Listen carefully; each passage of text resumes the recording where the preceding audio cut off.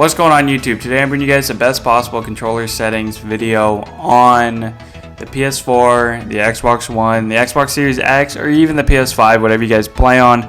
If you guys play on controller, even PC, if you guys play on controller, these are the best settings for your controller. I'm not going to be talking about the mouse and keyboard at all in this video because I just don't play on mouse and keyboard. Y'all are freaks that play on mouse and keyboard because I cannot do that. So I play on tactical button layout. I play on tactical because it's just a lot easier to slide cancel. I don't like pressing my circle button 24/7. I just find it's a lot easier with the right analog stick. My dead zone is a 0.06. Now for my dead zone, I messed around with all the way from 0.010 all the way down to 0.01. Personally, 0.06 with my sensitivity just works out a lot better for me. It's all personal preference, whatever you guys like to use. I don't find it makes that big of a difference. My sensitivity is a 6 and a 6. So horizontal stick sensitivity and vertical stick sensitivity. I have these the same. Now, I find that your aim assist kicks in a lot more at the lower sensitivities. You don't want a high sensitivity if you want your aim assist to kick in a lot more, because obviously if you're turning around a lot more, all that, your aim assist just can't keep up with the high sensitivity. So that's why I play on 6.6. I used to play on 11 back in the day, especially in season 3. I think I used to play on, I think it was like 12 or something. But ever since I noticed that aim assist kicks in a lot more at the lower sensitivities, I switched to 6. You guys will definitely notice a difference with the lower sensitivities in your aim assist. Aim response curve type. Linear is what I've been using since they patched dynamic. Dynamic was patched when JGod made a video. I think it was a couple weeks later. This was back in early season 6. They nerfed dynamic. Dynamic used to be insane, dude. Like, the aim down, it was crazy. Like, it would literally stick to your opponent. But ever since they patched it, it hasn't been as strong, and I tried out linear, and linear actually ended up being a lot better. I don't know what it was. They just made linear.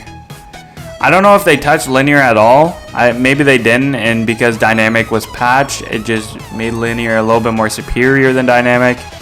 But personally, with all my testing out and everything, linear was a lot better than dynamic since then. And then controller vibration, I play on PS5. So when you jump with the PS5 controller, your controller vibrates. Like, every little movement you do, your PS5 controller vibrates. If you pick up a gun, it vibrates. I don't know, some people like it. Like, they say it's supposed to make you more engaged, but bro, it just pisses me off. And it makes me, I've heard really bad things about this controller, that if your vibration is on like that, you're more likely to develop stick drift, which I don't know, like, bro, stick drift, and you're aiming in, it's just, it automatically looks you up. That's what stick drift is. Focusing is a strong aim slowdown that also kicks in when narrowly missing the target. Best for new analog gaming. Bro.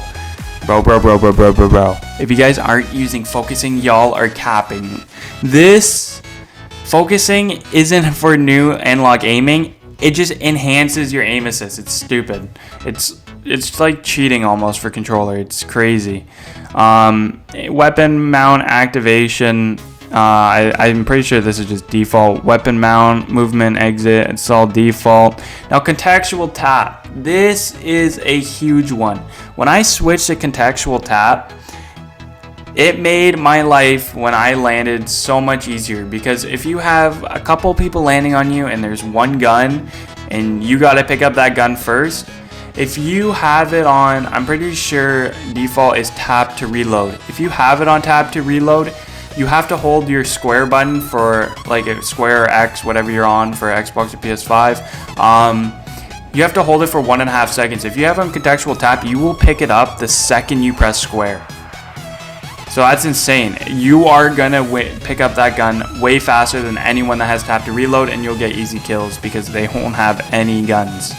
Like, you know what I mean? When you land and stuff like that, it makes your life so much easier. Armor plate behavior, I have on apply all. Now, I switched to apply all because you don't have to spam your triangle button. You don't have to put on a plate. Then it does the animation. And then you gotta put on another plate. that does the animation. Like, you know what I mean? If you apply all you have to do is hold triangle and he will equip every single plate.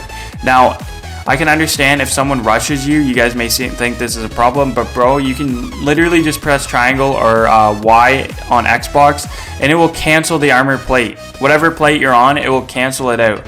So I use this because you can probably get on a plate or two before the guy rushes you, and then press triangle or Y and then just whip out your gun, go right around the corner and kill him, like, and you'll be fully plated up almost. So that's why I do that. Slide behavior I have on tap, hold it default. I put it on tap because it's just a lot easier, slide cancel and everything.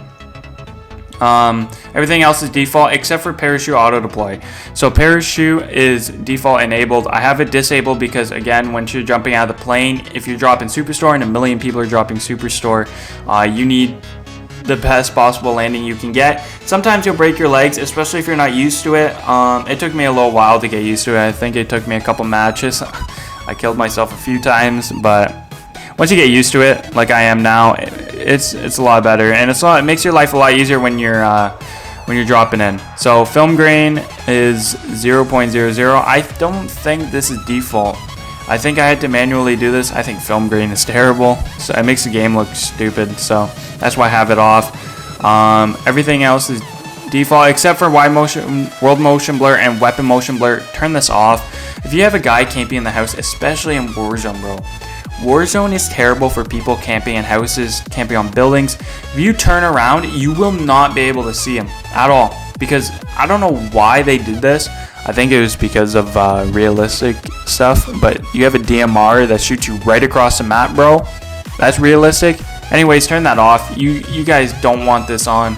It makes your life a hell of a lot harder, especially when it's like, it makes your guy look like he needs glasses, dude. Look at the right screen. Look at the difference. I don't even know why they added this. Like, oh my god, it looks terrible.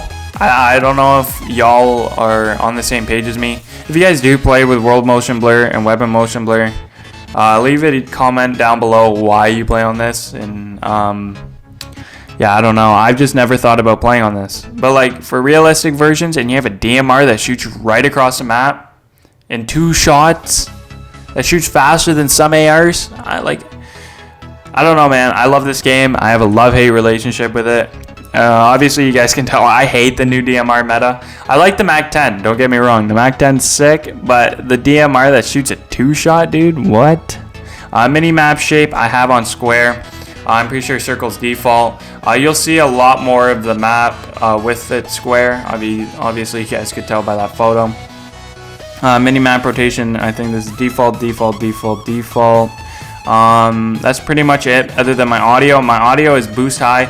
Now boost low is actually louder, but I hear footsteps better on boost high. Master volume's 100, dialogue volume 30, effects volume's 100, juggernaut, all of that. Hit marker sound effects. Now put this on classic. This is all just preference, but if you guys played MW2 or Black Ops 2 or anything like that, yo, this is classic's pretty sick. It's pretty nostalgic. Voice chat enabled, obviously. I'm pretty sure this is all just default. I never really touched any of this. That's about it. So I hope you guys did enjoy the video. I hope this does help you guys out a lot. It definitely helps me out. I love these controller settings. I don't really like to mess around with them too much, other than when a new season comes out and they like to mix things up a little bit, especially with the aim assist and stuff. So hopefully you guys did enjoy this video. Leave a thumbs up if you guys did enjoy. Subscribe if you guys haven't already. Comment down below Kilo141. I don't know why, it's pretty random, but make sure you guys do follow my Twitch in the description below and in the comments. So see you guys in the next video.